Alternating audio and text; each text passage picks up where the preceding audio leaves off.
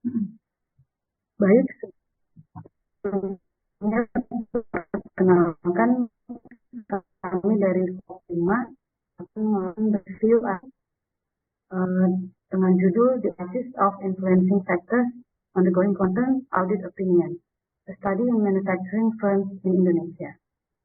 Next.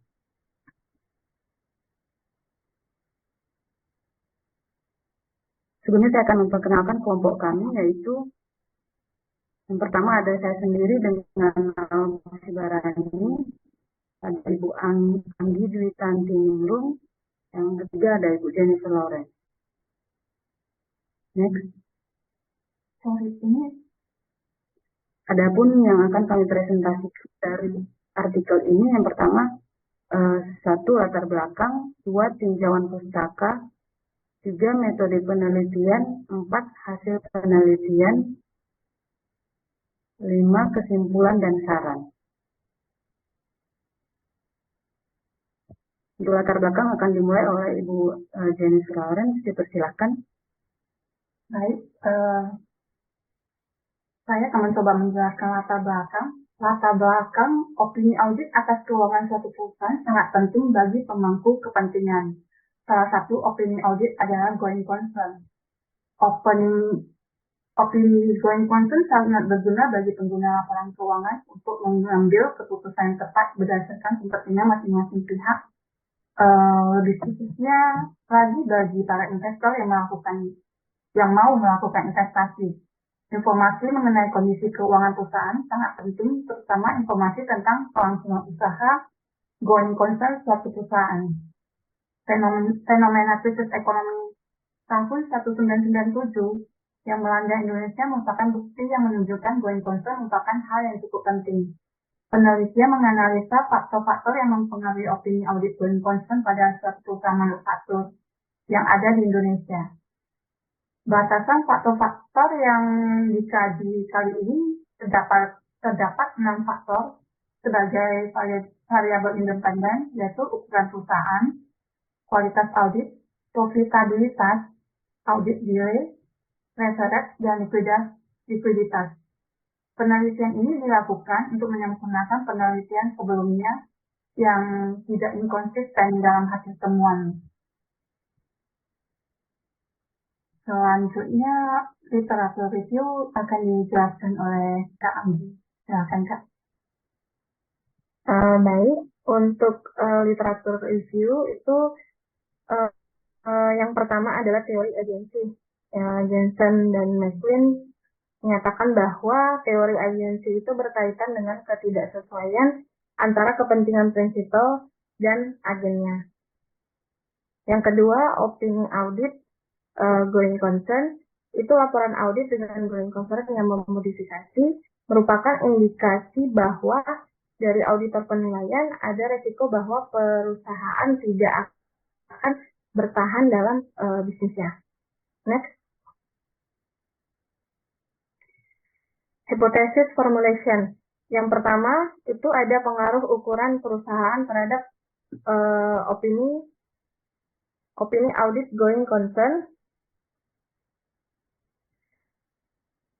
Itu dari ukuran perusahaan mengacu pada seberapa besar atau besarnya entitas bisnis yang mencerminkan kondisi perusahaan. Nah, di sini memiliki hipotesis ukuran perusahaan berdampak negatif terhadap penerbitan opini audit going concern. Yang kedua, ada pengaruh kualitas audit terhadap opini audit kelangsungan hidup.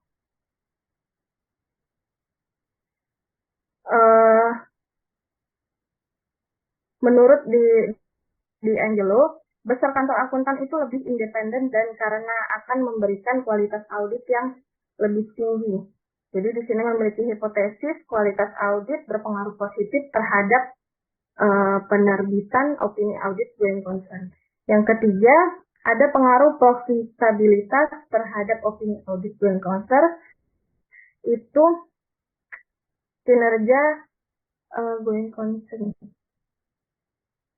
Kinerja perusahaan untuk menghasilkan laba diukur dengan menggunakan indeks profitabilitas, yaitu menunjukkan apakah suatu perusahaan saat ini itu dalam kondisi keuangan yang baik atau buruk. Memiliki memiliki hipotesis itu profitabilitas berdampak negatif terhadap penerbitan opini audit concern. Yang keempat, itu ada pengaruh audit lag terhadap opini audit going concern. Keterlambatan audit atau jeda waktu antara tanggal fisikal laporan keuangan dan tanggal ketika auditor menyelesaikan kegiatan audit untuk mengeluarkan opini audit atas laporannya. Hipotesisnya itu audit lag berdampak positif terhadap penerbitan opini audit going concern. Yang kelima, ada pengaruh likuiditas terhadap opini audit going concern. Rasio likuiditas mewakili kemampuan perusahaan untuk memenuhi kewajiban keuangan jangka pendek dengan aset mereka saat ini. Hipotesisnya, likuiditas berdampak negatif terhadap penerbitan opini audit going concern. Yang keenam, pengaruh leverage terhadap opini audit going concern. Leverage dapat menjadi indikator untuk menentukan kemampuan perusahaan dalam memenuhi baik jangka pendek maupun jangka panjang kewajiban keuangan. Untuk hipotesisnya, leverage secara positif mempengaruhi penerbitan opini audit going concern. Next.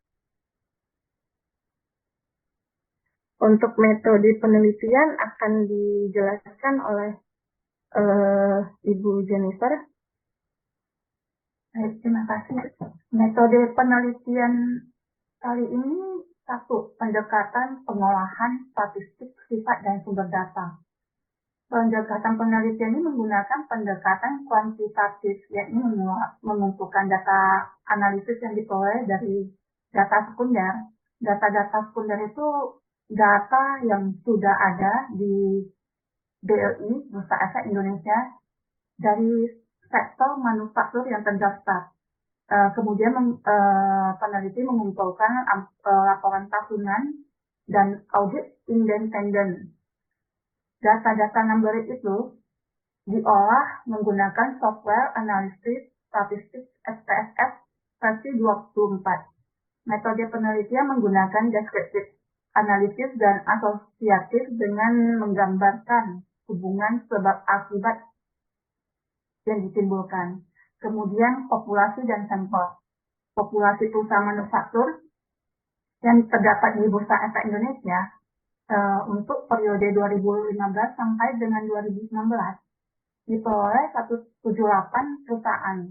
Metode pengambilan perusahaan sampel ini digunakan teknik purposive sampling, yaitu menggunakan filter-filter dengan kriteria-kriteria tertentu.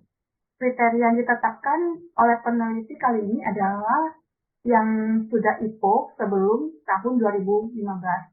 Kemudian perusahaan mengalami kerugian minimal 3 tahun dari periode penelitian 5 tahun dan memiliki laporan tahunan lengkap beserta laporan audit independen.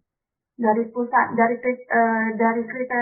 kriteria ini difilter terdapatlah 33 perusahaan. Jadi 33 itu dikali dengan 15, 16, 17, 4 tahun dapatlah total 165 data. Kemudian variabel penelitian. Variabel penelitian dependen atau terikat di sini adalah opini audit concern. Kemudian variabel independen, variabel beta adalah ada 6 tadi. Ukuran perusahaan, kualitas audit, profitabilitas, audit lag, likuiditas, dan leverage. Oke, kemudian penjelasan selanjutnya akan dilanjutkan oleh Kak Nalom. Silakan, Kak.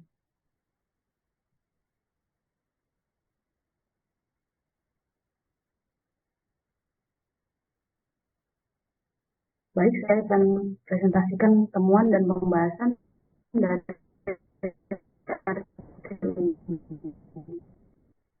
yang dari notis pertama kan signifikansi lebih dari 0,05 yaitu 0,569. Hal ini mengindikasikan bahwa ukuran perusahaan tidak berpengaruh signifikan terhadap opini audit kelangsungan usaha. Sehingga hipotesis pertama tentang ukuran perusahaan berpengaruh negatif terhadap opini audit kelangsungan usaha ditolak. Hipotesis yang kedua memiliki nilai signifikansi lebih kecil dari 0,05 yaitu 0,002 dengan nilai beta minus 2,984 yang mengindikasikan bahwa kualitas audit berpengaruh negatif terhadap opini audit kelangsungan usaha. Dengan demikian, hipotesis 2 perihal kualitas audit berpengaruh positif terhadap penerbitan opini audit kelangsungan usaha diterima. Hipotesis yang ketiga, yaitu mengenai profitabilitas memiliki nilai signifikansi sebesar 0,004, yaitu lebih kecil dari 0,005, juga dengan nilai beta minus 0,003, yang mengindikasikan bahwa profitabilitas berpengaruh negatif terhadap opini audit kelangsungan usaha. Sehingga hipotesis 3 perihal profitabilitas berpengaruh negatif terhadap penerbitan opini audit kelangsungan usaha diterima. Kemudian, hipotesis keempat memiliki nilai signifikansi lebih besar dari 0,005, yaitu 0,234, yang mengindikasikan bahwa keterlambatan audit tidak berpengaruh signifikan terhadap opini audit kelangsungan usaha. Maka hipotesis 4 yang berbunyi keterlambatan audit berpengaruh positif terhadap penerbitan opini audit kelangsungan usaha ditolak. Kemudian rasio likuiditas memiliki nilai signifikansi yang lebih kecil dari 0,05, yaitu 0,001, dengan nilai beta minus 3,097, yang mengindikasikan bahwa likuiditas berpengaruh negatif terhadap opini audit kelangsungan usaha. Dengan demikian, hipotesis 5 perihal likuiditas berpengaruh negatif terhadap penerbitan opini audit kelangsungan usaha diterima. Yang terakhir adalah pembiayaan aktiva melalui utang yang diukur melalui rasio total utang dengan total aktiva memiliki signifikansi nilai 0,000, yakni lebih kecil dari 0,005 dengan nilai beta 3,594 yang mengindikasikan bahwa pembiayaan aktiva melalui utang berpengaruh positif pada opini audit kelangsungan usaha. Sehingga hipotesis 6 perihal pembiayaan aktiva melalui utang berpengaruh positif pada penerbitan opini audit kelangsungan usaha diterima. Next.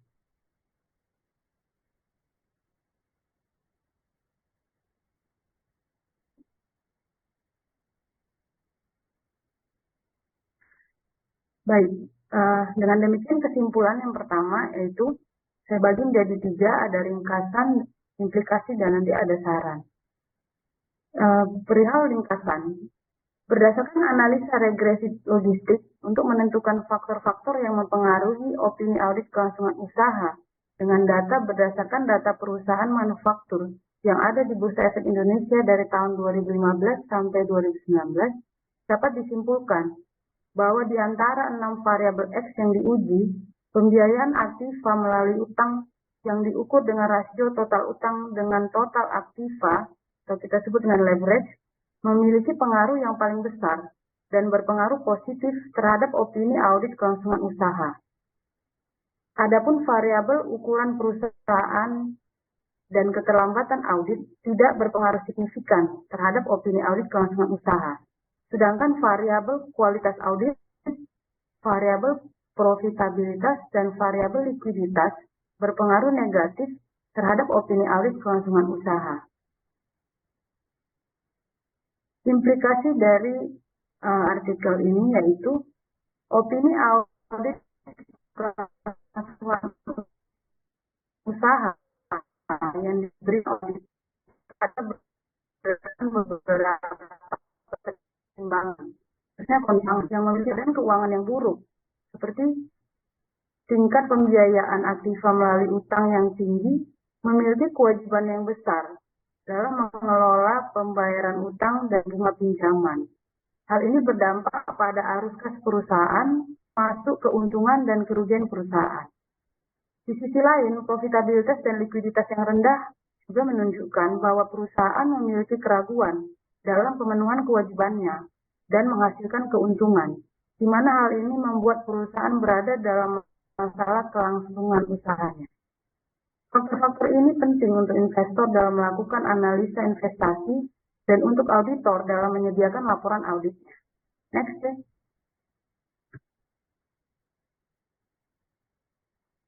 Okay, next.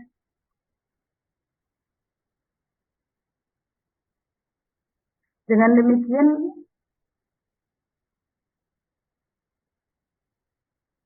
sebelumnya,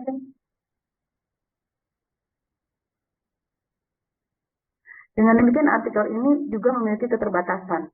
Yang pertama, jumlah variabel X yang diuji hanya 6. Sehingga koefisien determinasi yang didapat yaitu 67,4%, yang artinya variabel independen 6 variabel tersebut hanya mampu menjelaskan variasi pada variabel dependen sebesar 67,4%. Jika saja ditambah variabel independennya bisa lebih meningkatkan pengaruh terhadap variabel Y. Kemudian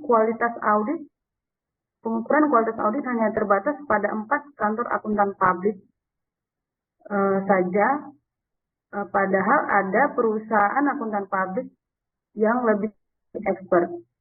Kemudian pengujian atau data yang diambil hanya pada perusahaan manufaktur di Indonesia. Demikian presentasi dari kelompok 5. Terima kasih.